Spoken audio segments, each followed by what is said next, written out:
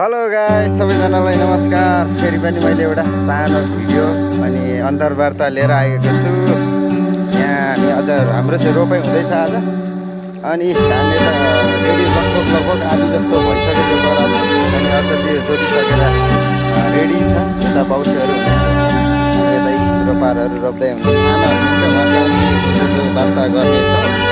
स्वागत छ हजुर, नमस्कार। अनि हजुरको थोरै परिचय दिनु न।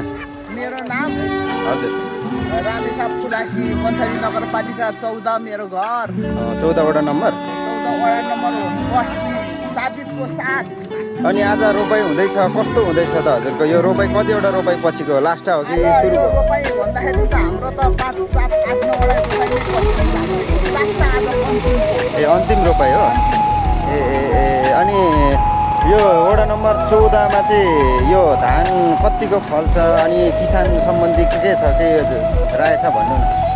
किसान सम्बन्धी के हुनु, पानी आयो धान फल्छ, पानी नआयो धान फल्दैन। हजुर। किनभने अब हाम्रो बारेन सरकारले ठुलो चाहिँ हामीलाई ठुलो धेरै एउटा आर्थिक हालेर दिनु पर्यो। किन यो स्थानीय सरकारले तपाईँलाई के ठुलोहरू पानीको व्यवस्था गरेको छैन किसानलाई? पानीको व्यवस्था के गर्नु स्थानीय सरकारले? हामीलाई यस्तो समस्या पर्दा एउटा पाइप, सानो पाइप मार्कासम्म त हामीलाई दिँदैन।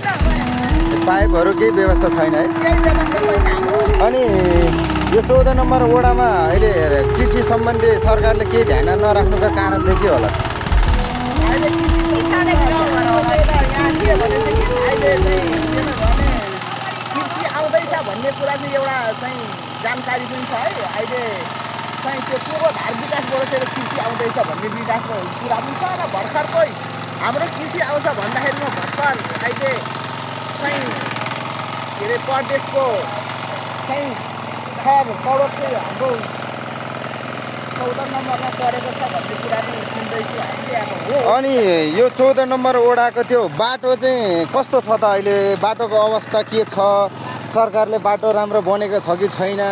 बजेट आएको छ कि छैन? स्थानीय सरकारले बजेट दिएको छ कि छैन? अहिले स्थानीय सरकारको बजेट कमै छ के भने उसको प्रदेशबाट चाहिँ दिएको धेरको बजेट चाहिँ अलिकति हाम्रो बजेट रोड चाहिँ सुधार हुँदैछ। त्यो सुधार हुँदाखेरि के भन्नु भने हाम्रो अहिले खासै गरी फिल भएको छैन, राम्रो चाहिँ हाम्रो छैन कि बाटोको निम्ति हाम्रो नादिने छ। अनि अहिले आएको यो बजेटबाट काम कतिको भएको जस्तो लाग्छ त तपाईँलाई? अनि अब काम त हुँदैछ भन्दैछन् तर हामीलाई कसैबाट जानकारी आउँदैन। ए ल ठिकै छ, अन्तर्वार्ता लिँदै गरौँ ल। अहिलेलाई चाहिँ यहीँ टुङ्ग्याउँछ है त। हजुर ल त, नमस्कार हजुर।